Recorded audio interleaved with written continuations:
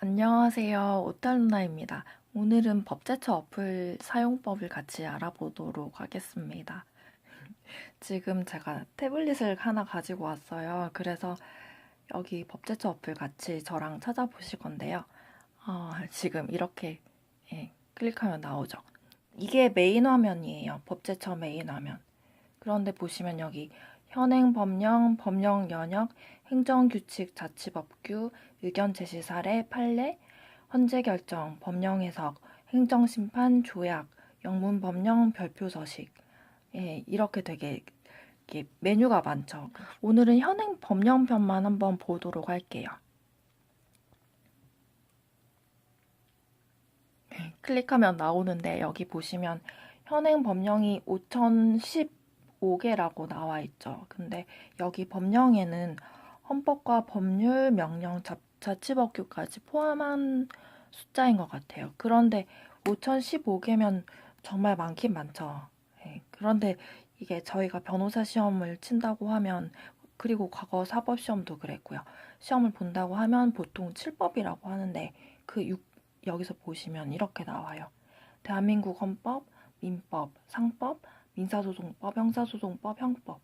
그런데 시험에는 행정법이 있거든요. 그런데 이거는 이렇게 보통 법대나 이렇게 로스쿨 가거나 아니면 공무원 시험 공부를 하거나 이러면서 알게 되는 건데, 우리나라에 행정법이라는 그런 법은 없어요. 그냥 행정에 관한 여러 가지 법을 모아둔 덩어리, 그런 걸 행정법이라고 하는 거거든요. 그래서 일단 이게 그냥 기본이 되는 법이라고 보시면 돼요.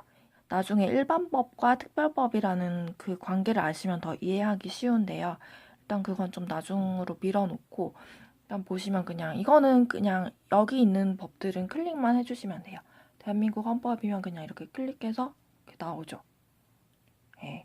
뭐 이런 거 유구한 역사와 전통에 빛나는 우리 대한국민은 뭐 어쩌고 저쩌고 뭐 이런 거 되게 뭐 대한민국은 민주공화국이다 이런 거. 여기 찾아보면 다 나오는 거예요. 이렇게 나오고, 만약에 뭐 나는 상법이 궁금하다. 그럼 또 이렇게 찾아보면 돼요. 상법 보시면 이제 저번에 그 법전 찾아보기 영상에서는 다 한자로 나왔잖아요. 근데 우리가 이 어플을 사용하면 이렇게 한글로 잘 볼 수 있어요.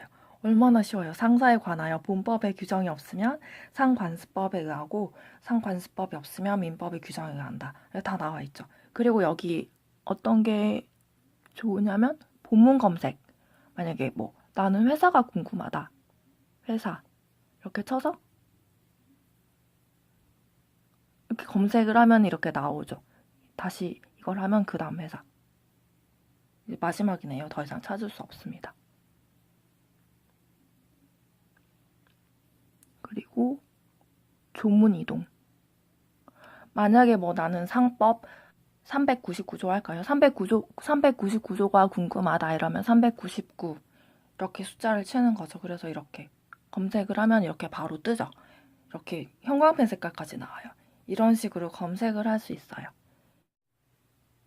그리고 여기 보시면 확대 축소 기능이 있는데, 사실 저도 그냥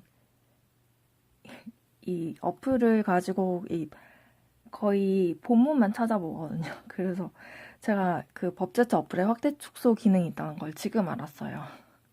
이런 걸 보면 너무 시험에만 몰입하게 하는 게 저는 좀 문제가 있다고 생각을 해요. 왜냐하면 사람이 8시간 보통 일을 하잖아요. 근데 저희가 하루에 8시간만 공부를 해서, 지금 경쟁이 이렇게 세진 마당에 8시간만 공부를 해서 시험을 통과하기가 좀 힘들거든요.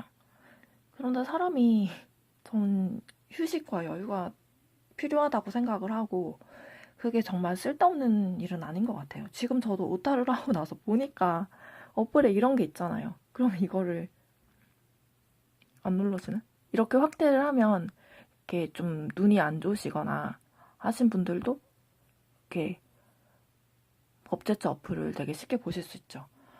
와, 이렇게 글씨가 큰데 제가 지금까지 기능을 몰라서 항상 작은 글씨로만 봤던 것 같아요. 그리고 여기 인쇄 기능도 있는데, 이건 아마 프린터랑 연결을 하시면 이렇게 뭐 인쇄가 될 것 같아요. 그리고 제가 또 법제처 어플을 보다가 굉장히 놀라운 기능을 발견을 해서 지금 이거를 찍고 있는 것도 있어요.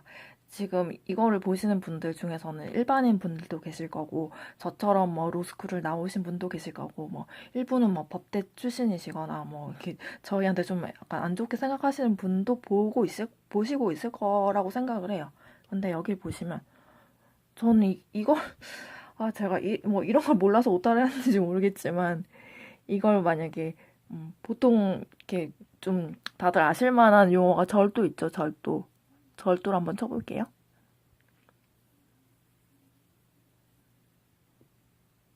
이런 식으로 나와요. 이게 뭐냐면, 그러니까 절도라는 단어가 있는 법령을 이렇게 다 찾아주는 기능인 것 같더라고요. 그러니까 그러면 여기 보시면 경비업법에도 절도죄가 있는 거고, 아유, 국가공무원법에도 절도가 있을 테고, 뭐 법관징계법, 뭐 사립학교법 시행령, 뭐 다 처음 보는 건데. 보통 우리가 배우는 게 특정범죄 가중처벌 등에 관한 법률 이런 거 배우거든요. 근데 이런 법들은 저희가 다 배우진 않아요. 그런데 아까 말씀드린 일반법과 특별법이라는 거 있잖아요. 그런데 보통 그 형법, 누구를 벌 주는 법률 중에 가장 일반법, 가장 기본이 되는 법은 형법이거든요. 여기 나와 있죠. 형법에 절도죄가 있는데 만약에 뭐 은행법 시행령이라고 한다면 그 은행법 시행령상의 절도가 있다면 이 22번 법령 은행법 시행령에 따라서 처벌이 되는 거예요. 그러니까 이게 일반법이고 어떤 특별한 경우를 이렇게 법에서 규정하고 있다고 하면 이 특별법에 따라서 규정이 적용이 되는 거거든요. 그런데 보통 우리가 이런 세세한 법을 우리가 다 알 수는 없어요. 학교에서 저도 뭐 DNA 신원 이런 건 지금 제가 처음 들어보거든요. 그런데 저희가 이거를 세세하게 다 배우지 않아도 알 수가 있는 거는 형법을 공부해서 그 기본적인 걸 알기 때문이고요. 그런데 지금 만약에 구체적인 사건에서 이런 기능이 없다면 만약에 경비업법이 적용되는 건데 이 법이라는 걸 몰랐다면 엉뚱한 법률을 적용할 수가 있어요. 그런데 이게 똑같은 절도라도 여기에는 뭐 3년 이상의 징역이라면 어떤 법에는 5년 이상의 징역이고 이럴 수 있기 때문에 적용 법조가 중요하거든요. 그런데 이 기능이 있으면 사실 이거를 완전히 다 기억을 하고 있을 필요도 없는 거고 근데 당연히 다 일일이 꿰고 있으면 좋죠. 그런데 이런 보조 기억 장치라든지 이런 걸 보완해 줄 수 있는 게 있다면 이거의 활용법을 아는 것도 굉장히 중요하거든요. 그런데 저는 이걸 학교에서 배운 적이 없는 것 같아요. 저희는 지금 저번에 보셨듯이 그렇게 손으로 쓰고 있는 실정이잖아요. 계속 손으로 쓰는데 뭐 이런 기구가 있다고 해도 저희가 지금 활용할 수도 없는 게 뭐 이걸 쓰면 뭐 컨닝할 수 있다 이런 것 때문에 아예 이런 걸 활용을 못하게 해요. 예, 뭐 그런 거죠. 너무 얘기가 길었나? 예, 그래서 저는 이게 너무 진짜 되게 신기했어. 이걸 찾은 순간 "헉, 이런 유레카가 있나? 뭐 이런 느낌으로. 그리고 여기 보시면 내가 찾은 법령이 있는데 아까 제가 이 어플에서 헌법이랑 상법 찾았잖아요. 그래서 이렇게 기록에 남는 거예요. 그리고 여기 보시면 이렇게 누르시면 또 이게 있어요.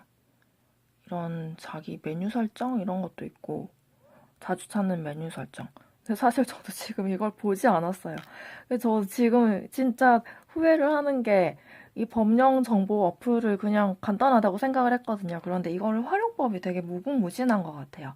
그리고 이게 어플만 있는 게 아니라 홈페이지도 있거든요. 근데 법제처 홈페이지에서 또 얻을 수 있는 게 또 있어요. 그래서 제가 이거는 이렇게 너무 대충 만들면 안 될 것 같아서 내일까지는 안 될 것 같고 일단 제가 이거를 내일까지 올리겠다고 해서 일단 부족하지만 지금 만들고 있는 거거든요. 근데 제가 좀 제대로 만들어서 올려봐야겠어요.